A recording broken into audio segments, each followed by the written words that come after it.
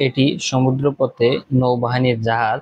যদিও এটি ভার্চুয়াল একটা ভিডিও, তারপরও তারা ফুটে তুলেছে কিভাবে যুদ্ধক্ষেত্রে নৌবাহিনী তাদের দায়িত্ব পালন করে এবং শত্রুপক্ষকে আঘাত করে, তার একটি নমুনা ভিডিও আপনাদের সামনে তুলে ধরতেছি। আপনারা দেখতে পাচ্ছেন বিভিন্ন মিসাইল দিয়ে কিন্তু শত্রুপক্ষকে আঘাত করা হচ্ছে। সমুদ্রপথে দেশকে রক্ষা করতে নৌবাহিনীর ভূমিকা কিন্তু অত্যন্ত গুরুত্বপূর্ণ। তাদেরও দায়িত্ব অনেক।